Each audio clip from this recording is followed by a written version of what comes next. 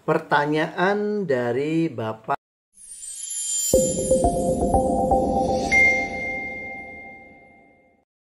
Raditya S. Suwita. Ya, ada dua pertanyaan. Yang pertama, seberapa besar sugesti dapat mempengaruhi Feng Shui sehingga dapat mempengaruhi sebuah perubahan? Ya. Kemudian pertanyaan selanjutnya, bagaimana kita bisa menyimbangkan dan menyelaraskan ketiga unsur, yaitu Feng Shui, sugesti, dan perubahan? Ya, Bapak Raditya S. Suwita, seberapa besar sugesti dapat mempengaruhi Feng Shui sehingga dapat mempengaruhi sebuah perubahan? Bapak Raditya, ya, Feng Shui utamanya berbicara tentang pengaruh. Ya, kalau masalah sugesti, ya, merupakan ranahnya sugesti. Makanya saya sering sekali mengajak para audiens saya, ya, para pemerhati Feng Shui yang saya bimbing di dalam komunitas Feng Shui Indonesia, ya, untuk bisa membedakan antara Feng Shui sugesti dan Feng Shui yang sesungguhnya. Apa sih Feng Shui yang dimaksud dengan Feng Shui sugesti? Feng Shui sugesti itu bukan Feng Shui yang sesungguhnya. Feng Shui sugesti itu berbicara tentang sugesti, ya, kalimat afirmasi, ya. Misalnya, oh, pagi hari ini saya harus semangat. Kemudian saya loncat-loncat dan lain. Ya, itu kita untuk mensugesti diri kita. Nah, lain dengan Feng Shui. Feng Shui itu berbicara tentang pengaruh. Kok bisa ya Feng Shui berbicara tentang pengaruh?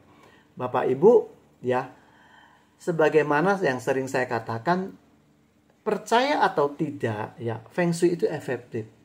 Ya, contohnya Bapak Ibu ketika menempati satu ruangan, ya, satu ruangan kantor yang cocok dengan Bapak Ibu, energinya, baik penataan secara unsur, baik penataan secara polarity pribadi kita yang bagus, hadap kemana dan lain-lain, ya, itu akan membawa kenyamanan.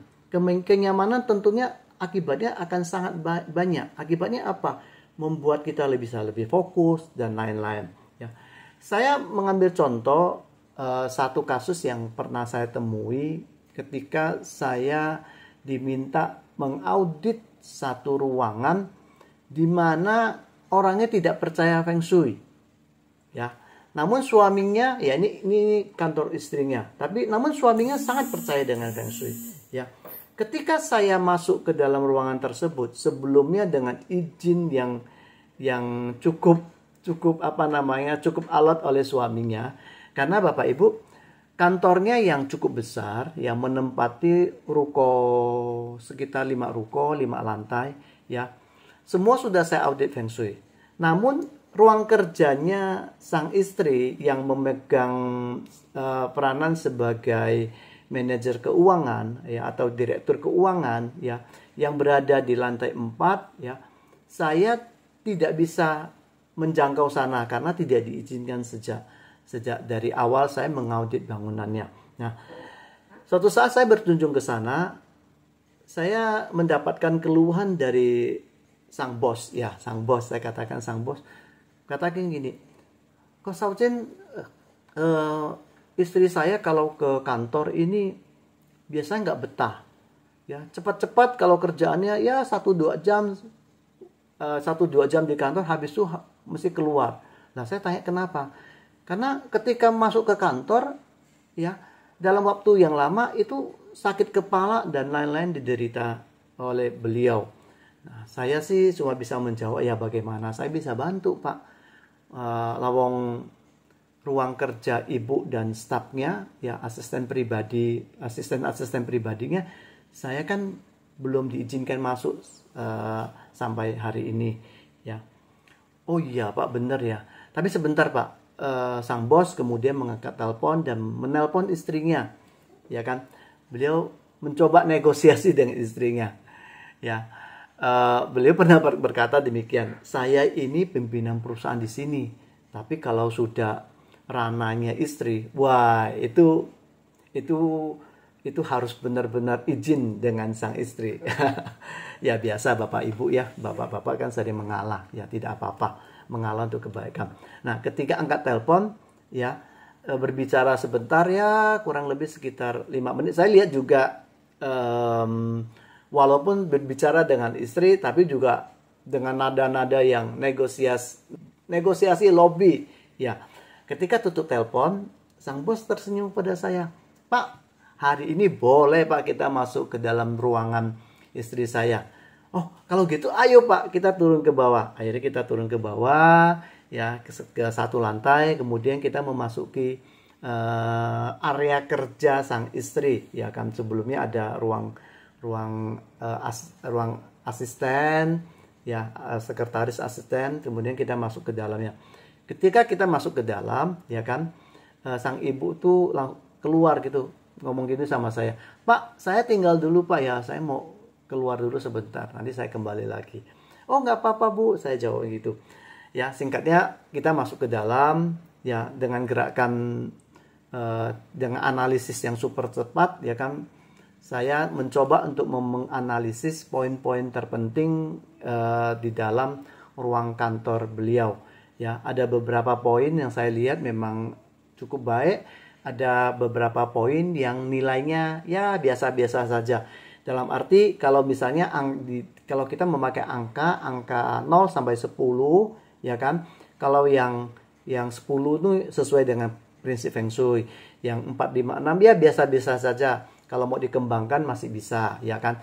Namun ada 2 poin saya melihat ini poin yang sangat utama. Jadi nilainya mungkin cuma sekitar 1 sekian sampai 2, ya. Dan ini sangat penting, yaitu meja kerja dan posisi brankas. Ya. Kemudian saya menjelaskan ke Pak Bos, ini kalau mau diselesaikan memang ada beberapa poin yang kita bisa selesaikan untuk memperkuat energinya dan mendapatkan energi Feng Shui yang baik. Namun yang paling penting ya 2 poin ini, posisi brankas dan juga posisi meja kerja. Sang bos bertanya kepada saya, apa ini harus diapakan Pak? Ini harus digeser, saya bilang gitu. Wah, kalau geser tunggu sebentar. Ini saya harus izin dulu sama istri katanya gitu ya. Akhirnya beliau ngambil HP, telepon lagi sebentar, ya kan. Dan kembali lagi setelah nutup telepon beliau tersenyum. Pak, katanya boleh Pak. Kalau mau dirubah posisinya, nanti kalau nggak senang dia akan kembalikan lagi. Saya juga sampaikan, oh tidak apa-apa Pak. Ya kan, Feng Shui itu bukan berbicara tentang kepercayaan, tentang sugesti. Feng Shui itu berbicara tentang pengaruh. Kita percaya atau tidak, ya kan, energi Feng Shui yang baik akan mempengaruhi kehidupan kita. Energi yang kurang baik akan juga kebalikannya mempengaruhi juga kehidupan kita, baik di dalam banyak hal termasuk juga kesehatan dan juga kelancaran. Oke, nah. Dan tentunya juga Bapak Ibu harus ingat ya, kalau kita berbicara kelancaran juga berbicara tentang timing ya. Kadang-kadang kita di mana timing yang tidak tepat ya, ada saatnya kita untuk merefleksi diri, untuk belajar lagi, kita jangan terlalu banyak ekspansi keluar karena itu akan membuang-buang energi. Jadi ya lebih baik ada posisi yang tepat, timing yang tepat untuk kita benar-benar gencar. Bagi yang misalnya bekerja di bidang marketing, menjangkau semakin banyak klien, atau kalau posisi ketika harus belajar, kita harus belajar lagi prinsip-prinsip modern. Oke, Bapak Ibu, saya lanjutkan ketika saya katakan ke beliau, ini Pak, ini harus digeser sekian ya ke kiri ya, kira-kira setengah meter. Brankasnya ini harus digeser ya pada tempat yang misalnya analisis adalah paling tepat. Bapak Ibu tahu tidak, brankasnya itu tingginya cukup lumayan loh. Jadi kalau saya berdiri ya kan kurang lebih di atas saya. Jadi saya prediksi ya mungkin sekitar berapa ya, sekitar 6 feet ya, 6 feet atau 5 feet tinggi brankasnya. Dan ukurannya itu adalah kurang lebih sekitar 1 meter kali 1 meter. Ya. Dan sang bos mengerahkan office boy, kemudian staf-stafnya yang berbadan kekar kuat, ya kan, ke ruang kerja beliau. Kurang lebih waktu itu sekitar 8 orang. Ya. Dengan 8 orang kemudian kita berusaha untuk memindahkan brankas dan juga tentunya meja kerjanya. Ya, singkat cerita saya kembali ke tempat saya. Ya, 2 minggu kemudian di HP saya itu ada telepon berbunyi dan tulisannya adalah dari istrinya sang bos. Saya kaget. Ya, ini ada apa ya? Dan saya ingat-ingat tagihan saat ini belum waktunya, karena Bapak Ibu biasanya kalau saya berhubungan dengan perusahaan tersebut, kalau urusan untuk tagihan, sang bos selalu mengatakan langsung ke ibu saja biar lebih cepat daripada lewat saya gitu kan. Nah, saya bingung ini kenapa ya, tapi saya angkat. Ya, ketika saya angkat, kata pertama yang saya dengar adalah terima kasih Pak. Saya kaget. Terima kasih apa Bu? Ya, terima kasih karena telah memperbaiki feng shui ruang kerjanya. Karena kenapa? Sejak diperbaiki, ketika masuk ke kantor, ya, rasa sakit kepalanya sudah mulai berkurang. Kenyamanannya sudah meningkat. Yang biasanya 2 jam saja udah rasanya harus pingin keluar dari meja kerja, di ruang kerja dan meja kerja, sekarang lebih betah lagi. Ya. Nah, Bapak Ibu, kembali lagi, feng shui itu bukan berbicara tentang sugesti. Ya, sebagaimana istri sang bos yang tidak percaya feng shui, namun memberi kesempatan untuk meja kerja dan ruang kerjanya diperbaiki secara feng shui dan membawa pengaruh yang baik bagi beliau. Ya. Tadi pertanyaan yang selanjutnya, bagaimana kita bisa mengimbangkan dan menyeraskan ketiga unsur feng shui, sugesti, dan perubahan? Bapak Ibu, ya, kalau kita memakai prinsip yin dan yang, ya, boleh saya katakan gampang gini aja. Yin yang itu berbicara tentang unsur feminim, maskulin, pria, wanita, baik, buruk, terang, gelap. Jadi sebetulnya prinsip yin yang itu prinsip yang sangat luas, ya, untuk bisa kita gunakan dalam kehidupan kita. Nah, kalau berbicara menyeraskan unsur feng shui, sugesti, dan perubahan, tentunya sugesti itu kita anggap adalah sesuatu yang dari dalam. Ya. Sugesti yang dari dalam, kita mensugesti diri kita. Ya. Dan yang dari dalam itu bukan cuma sugesti, tapi juga pengetahuan kita. Ketika kita melakukan sesuatu supaya lebih terarah dan berhasil, tentunya kita juga harus mempelajari apa yang harus kita lakukan dari segi ilmu pengetahuan. Itu juga bisa dari dalam. Nah, kemudian dari luar ada feng shui.